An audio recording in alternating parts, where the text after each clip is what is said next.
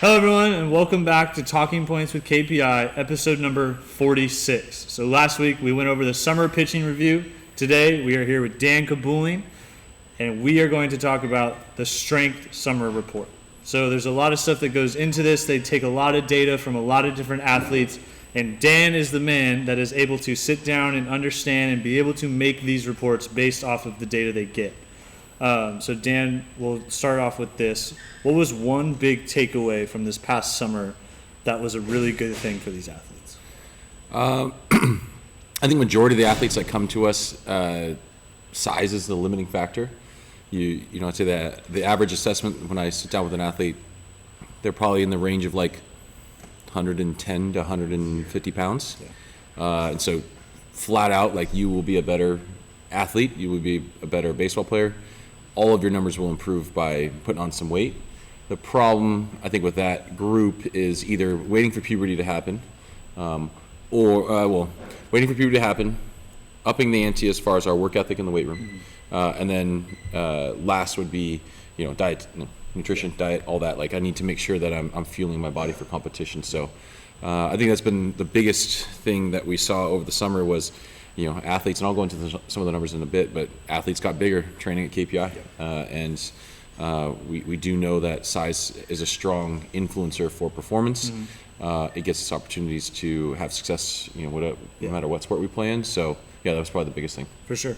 And so a big thing, and we'll touch on it right now, a big thing that Justin and then even Chase and Curtis in the last summer hitting review podcast talked about the ability to bridge the gap in the facility with Nick and the ability to be able to understand how to improve the systems based off of that gap being filled. So talk about how you saw the systems improve with the addition of Nick. Up until this point, like anything from a small insignificant issue, meaning like, I tweaked my hamstring or something like that, to more serious issues really fell into my plate. And those are important, they're pressing, like, that athlete needs to be taken care of right away. So I think getting that off of my responsibilities, that was huge, and giving to somebody who that's their expertise was also reassuring to me. And then I think second to that, enabled me to then build out better systems within the strength program, which we'll probably tap on this in a bit too. So our summer population, that was the largest number, and I'm sure every review talked about that. Like, we had 200, 220, 240. Like, it was the largest number of athletes that we've ever trained. And then just for reference, say the number before, so they have a little bit of an idea. Meaning like 80 to 100 kids like before. The progression. Yeah, I mean, if we want to go back to the original, like, OG developmental program before KPI even existed, like, we're talking 30, 40 kids. Jeez. So within 3 to 4 years, I'd say closer to 2 to 3 years. 2 to 3 years, to just exponential growth is a testament to our staff, a testament to the systems we're building, and then a testament to the athletes who come in and put the work in to get better and make us look good. Like, none of this really works unless that athlete themselves buys in and pushes themselves. So I think the addition of Nick and bringing in somebody who has an expertise in-house was crucial for some of the progress we made this summer, and then again freed me up to do some things that made our strength program more efficient. We have a system in place that all 200 plus athletes, and that 200 plus athletes for our developmental program still includes, we have our softball population, we have our youth population, we have our foundations, or soon to be our fuel program, other athletes. So, we'll probably have 250 to 300 athletes total. They all receive their programming via one person. We just got back from a business summit, a retreat where a lot of the things that the coaches were talking about as programming takes up a lot of time, and I completely agree. But that was the biggest thing that I was freed up to build, was a way that every athlete gets individualized programming based on their data, based on their movement screens. That's going to help them achieve their goals, and literally one person can run that system, and it doesn't have to be me. For sure. And so, kind of touching on it just a little bit, but with the growth of the athletes, there needs to be at least a decent amount of growth with the staff that you have. So dealing with new staff, And in your experience can either be easy or good, right? It's just going to go one or two ways. There's obviously ones that you have to feed the carrot to, like all that kind of stuff. Talk about how throughout the summer, the communication piece, and that's what a lot of the talking points of the hitting, the pitching review were about, is being able to get everybody on the same page within the facility. I think that was probably a shortcoming of the strength side, just because this is just the nature of businesses growing when an owner is solely responsible for a certain area, that over time tends to become the weakness of the business. Because as I got pulled into other things, into other focuses, whether it's building on systems or sales, the strength floor as a whole, there will be a gap there because this, that person who is completely in charge of it is, I wasn't saying relatively gone this summer, but I was just focused on other things. Okay. So I think that the next focus, learning that over the summer, is getting all of our staff up to speed and getting higher quality of training for our coaches, so that then there isn't a drop off when it comes to their experience in the weight room. We still had phenomenal strength coaches. Don't get me wrong, but I do think that communication piece, and we'll get to this when we start talking about future things, is like those 200 to 300 athletes, they're all in my brain, and I know exactly what workouts they're doing. I know exactly what lifts they should be doing, and if somebody's doing something they shouldn't be doing, like, hey, that's not in your lift. It's like, how do you know that? It's like, because I know your jump profile. I know exactly. I literally program everything, and I do your assessment. I know what your hip mobility is. I know your spine mobility. Like, I know all of this information. My next goal is to then make sure that as a staff we know all that. No different than in the hitting program. Hey, what are we working on? Pitching program. Hey, what are we working on? So our strength staff this summer did a great job. I think there's some again highlights there. There's always room for improvement, and then I, as the director of strength, need to build up better systems so our staff is on the same page when it comes to the athletes getting better. Absolutely.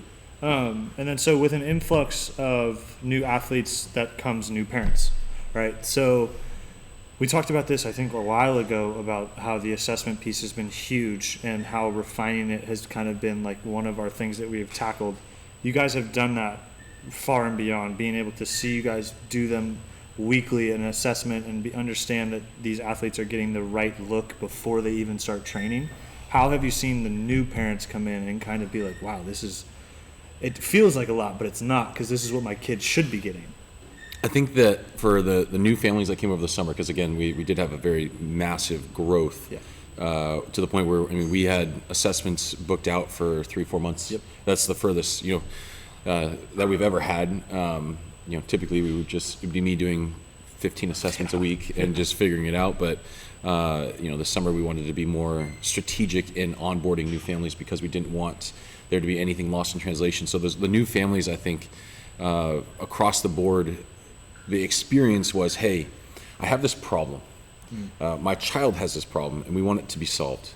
We have been going to these other people, pitching coaches, hitting coaches, my child ball coach, my high school coach, these skill, focused entities, and I've given them my trust, my time, my energy, my money, and I've gotten some results out of it. You've gotten told you're doing good, yes, but realistically nothing's changed. Or this is literally a talking point with new families, like, hey, you go into a lesson, you go to practice, you see a change, and then you go to games and you fall back to old habits. And I think that's why our strength program as a whole is so powerful, is because we're getting to the root of the problem. Is either I don't have body control, I don't have strength, I don't have control, I don't have the capacity to do the things that my skill coach wants me to do.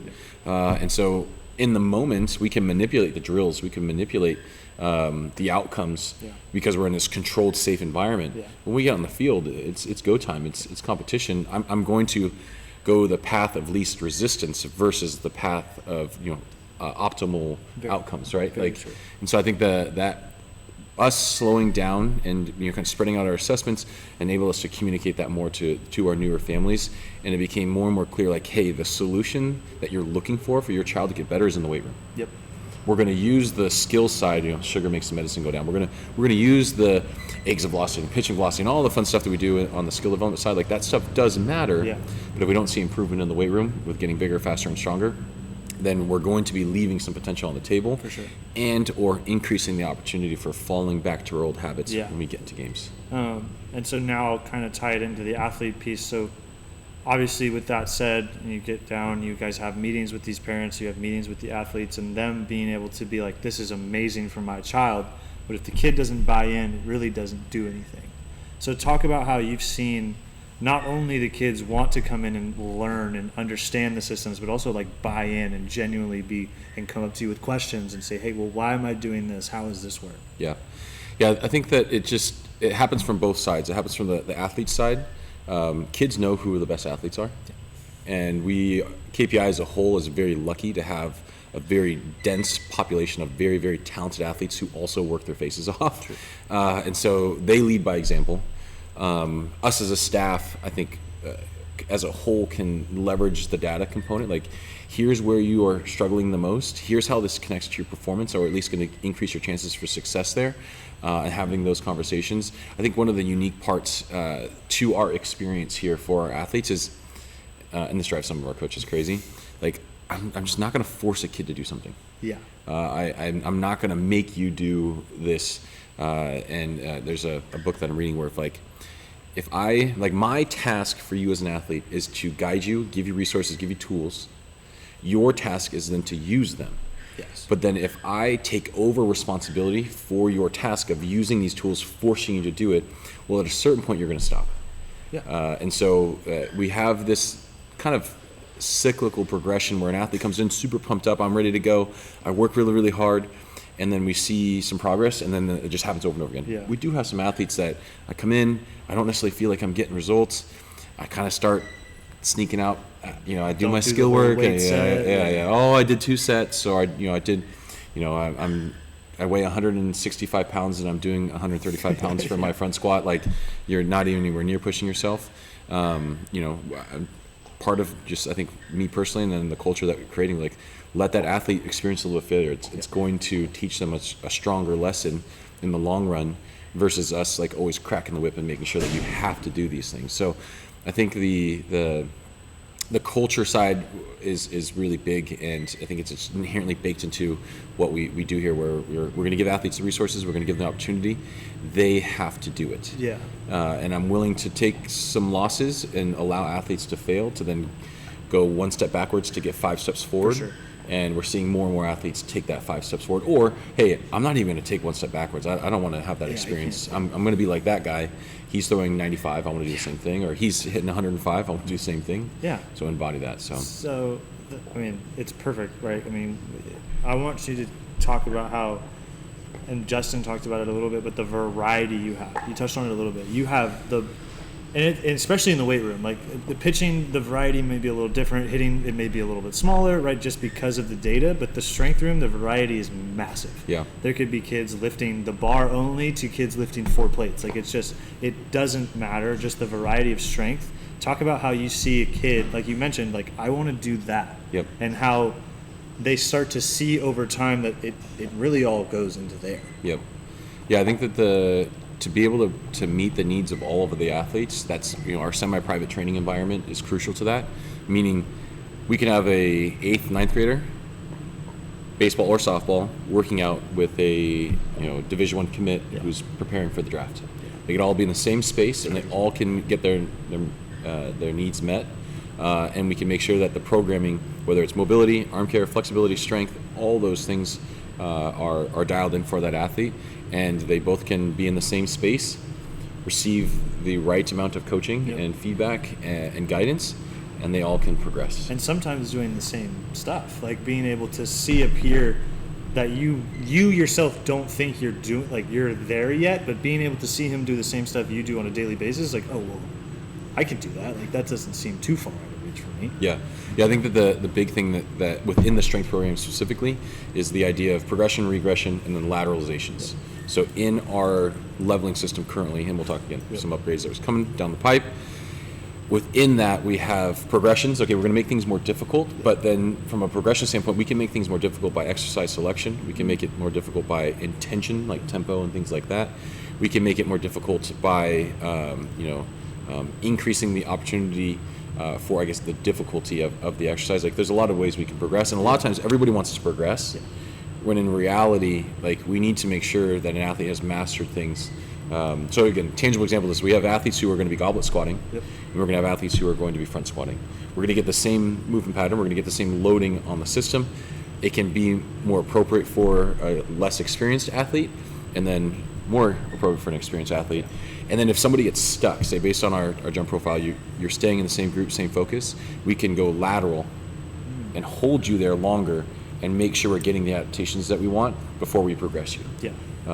Progression for the sake of progression, or changing exercises for the sake of changing exercise, muscle confusion. Yeah. A lot of that stuff, it doesn't need to be within our space because of currently the way that our system is built. So a lot of times, like, I'll regress athletes and having that quick conversation of, hey, you're stuck on this metric. Yeah. I need you. I'm going to make the exercises easier, but I need you to push yourself on the intensity, the weight that you're doing. And then the other thing we tested out this summer was density. So putting athletes on timers and increasing the amount of work within the time frame that they're doing to increase the stress on the system, to then increase the chances of adaptation. So For sure. we're doing everything we can, and none of this is rocket science. It's not new by any means. But it's also not just going up to a kid and saying, well, that's not working, let's do something else, and then not being able to objectively say why you're going to do that. Yeah. Like, you guys you don't go, okay, he's going to do that, and then why should he do that? It's, I know why he's doing this, and he should do this instead because. Yeah. Which changes the game completely for them. Well, I think we've gotten just so comfortable with our force plates. Yeah. Like that's our driving force. That's our feedback. It's not how much weight's on the bar. It's not what exercise. Oh, everybody has to do this, or baseball players aren't allowed to do this. It's how do we get movement efficiency? How do we see improvement of the metrics we care about?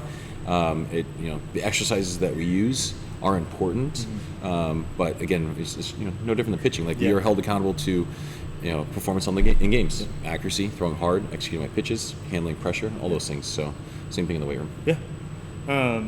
So we kind of covered a lot in that quick span, but now I want to get to future beans. So like you said, we're going to increase the systems, we're going to make the programs bucketable. Talk about just go into what that looks like. Yeah, I think right now the hardest part that I personally have is the strength coaches as a whole is a little bit more fluid, if that makes sense. So it's a good and bad thing of the way we've set up the hierarchy within our company. We'll have strength coaches who their primary focus is the skill side, but they'll come and help out in the weight room. Even using, I guess, Nick as an example, like, hey, his number one goal was wellness, but then and in the summer he helped a ton on the weight room floor. We are on a hunt for our number 2 strength coach, and I think we have an opportunity with one of our staff members right now that could potentially fill that role. But in the weight room, I think the consistency piece is going to be huge moving forward with some of the changes that we want to make, because the athletes as a whole, they value this side still, and we want them to start valuing that side. And do you, generally, just a question, but do you think that the skill side is valued more than the weight room just because of the perception of success? I definitely think in the athlete's mind there isn't a one-to-one, and there really isn't a one-to-one as far as really never is one. Really. Yeah, if there was, then that'd be simple. Life baseball would be easy, the right? easiest game in the world. Yes, but I think that this has been proven to be fun. Yes. And working out is viewed as punishment. Tough. Like, you have to work hard. Yes. I get it. Yeah. I think the other one of the things we needed to overcome, or an opportunity over the summer, was a lot of the guys were playing a lot of baseball, so the time, energy, money, the energy piece was always on the lower side because we were allocating that to the field, which is appropriate in the summer. We need to go play travel ball and get out and compete. But yeah, I think there's a perception, or it's not a perception. This is fun. The skill side's fun. The weight room is where the work is put in. Yes. And then I think secondary to that is athletes like doing what they're good at. True. And so the weight room is something that I'm not quote unquote good at. It comes with the ego piece too, a little bit, right? I don't want to look stupid in front of my friends because I'm lifting such little weight. Yes. Like, in reality, that's a lot. Yes. Like, for you in well, general. And I think it goes back to that first talking point of like some of the progress the athletes made. Like, majority of the athletes that come to this building, they need to gain weight. Yeah. And so going into the weight room is a tough area because, like, I'm the skinny, scrawny guy, and I don't want to go in there because if I'm benching or squatting, say I'm squatting 135 pounds, like that could be really difficult for the average athlete in our building. Yeah. But you put me under 135 pounds, well, it's like, oh, this is easy, right? But again, our athletes over the summer averaged 2 pounds of mass gains each month. Amazing. That was about 6 pounds over the total summer, and the highest we saw was a 15% increase in their body weight over the course of the summer, and that's during a quote-unquote in-season phase, right? Our spring season, our summer season, I would still consider our athletes in season. True. So if you can put on 5 to 15% of your body weight in a 3-month span, and you can do that every season, like you're going to be, that you take that 130-pound kid, and within a year, we're in a range that's acceptable for our high school athletes. So true. You take a 150-pound kid, you're now talking like I'm the least checking the box of I'm the size of a collegiate athlete. So the weight gaining piece, I think was huge. And then again, I think the weight room as a whole is usually the area that kids shy away from. I guess that was a little bit of a tangent. But that's how it's supposed to be. I think the other thing that's coming down as far as some things moving forward is we're working on new programming. With the implementation of our force plates, our first focus was we need to make sure the workouts that we've built out actually improve the things we care about. And that's been proven. Meaning, like, we did a massive review of our training and said, okay, these workout programs with these athletes for an extended periods of time, we were seeing progress on the things we cared about on the force plates. So the next phase is now accountability to doing those programs. And you're going to probably hear me talk about this a lot, where we need to incentivize and almost continue to gamify the weight room, that athletes are looking forward to that. Because that's the area that is going to have the biggest impact on their game. For sure. And we know the training works. That makes sense. So if we're beyond that, where there's no arguing that, okay, if I put an athlete on this program and we need to see an improvement on, say, their rate of force development, it's going to get them to do that. They just have to do it. It's true. And so I think that was really, really big. And another one of the results of the summer, jump height's one of the metrics that we look at. It is a great measurement tool of just overall athleticism. I may add, you guys also, like, we talk a lot about the weight room and like how we want to get bigger, stronger. You guys are building athletes. We're not getting guys in there just lift as much weight as possible, right? Just be a brick wall that can lift 1,000 pounds. Like this, your whole goal is to make the most optimal athlete at any point in time. And I think that's the part that gets a little lost in the weight room. The weight room is an area that we're developing athletes. Yes. The end result is then you need to be able to apply that to your skill, whether it's hitting or pitching, versus in the weight room, like baseball specific training or some of the buzzwords that get thrown around. Like our version of developing better baseball players is developing better athletes. They get plenty of baseball development, skill work, so to be. But their overall just athlete development is probably the lowest that we've ever had. There's no PE. The kids don't go outside and play. You're only competing. Kids, like all it is playing, meaning playing games. There isn't as much of the athlete development, which is the sprint, run, jump, some of that stuff. So, jump height, we saw a 10 to 20% increase in the athletes that trained in the summer. They saw their vertical jump height go up somewhere in the range of 10 to 20%, with 20% being at the highest. And percentages are a little bit, the term's not misleading because they're actually the best way to talk about our population. But if you see 10%, if you see an inch or two increase in your vertical jump, that's a significant improvement for you as an athlete. And then if we put that in coordination with our athletes are getting bigger, meaning, okay, we've just taken a car, most of our athletes are Honda Civics, no matter how old you are. We just put a bigger engine, we put on better tires, better brakes, better frame. Now we got a Ferrari, or well, maybe let's go Corvette. Right? We got a Corvette, and we increased performance. We didn't just turn you into an F-150. We just didn't throw a bigger engine and say good luck. Or throw a bigger engine into a Honda Civic. And no tires, nothing. Then you're SOL. So I think that those metrics together, okay, we made athletes bigger. That weight that was put on was on average functional, helping them improve their athleticism.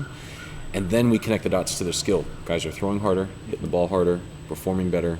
I think that, again, the weight room, I know we've been talking about, it should be the center of this entire process, but it needs to be held accountable to what's happening on the skill side. For sure. So, last thing I think for the upcoming changes is, again, we're going to be building out new programming.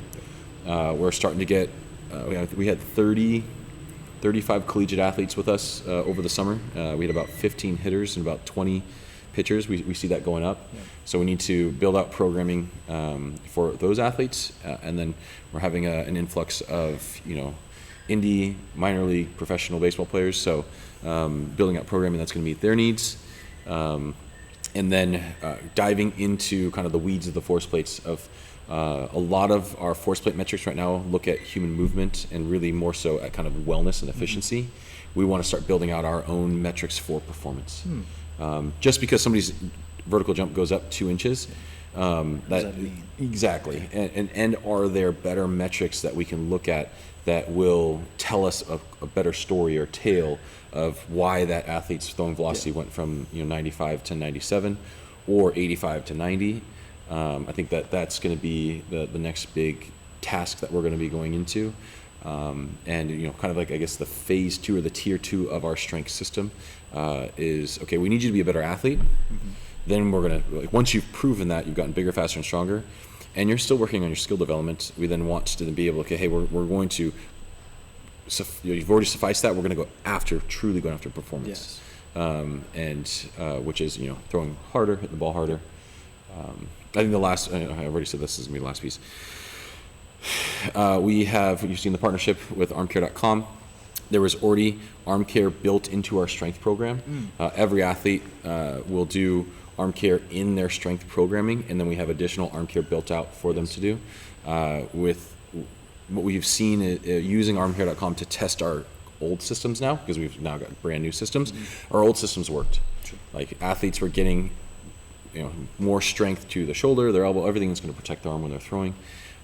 We then implemented Proteus and started testing that out on athletes to see, okay, what is going to improve? Obviously, improved arm care numbers for our athletes, and we're going to be rolling that out for as many athletes as possible from an arm care standpoint. And then the next progression of that in the weight room is going to be performance enhancement, rotational power, all that good stuff. And then the last piece with our arm care is, as we integrated armcare.com and their systems, we've just been seeing phenomenal results on that. And I think that's all. Maybe that's where we get baseball specific. True. Right? Like, you can get that term from that. The armcare.com, the arm care in general, arm health, taking that into account in the weight room is where things might get a little baseball specific. Yeah. But yeah, that's kind of where we're at with the strength program. I think that we're at the point where I'm very confident in our system. We need athletes to buy in and do it every single day. And then I'm looking forward to some of these new things that we're going to start pushing out and testing, and hopefully not necessarily discovering new things, but just new ways to use our tech to increase performance as fast as possible. Yeah. All right. This has been Talking Points with KPI, episode number 46. Once again, this is Dan Kabulian with the strength review. If you guys really liked what you listened to, please visit kpmh.com, dive as deep as you would like, sign up for a session.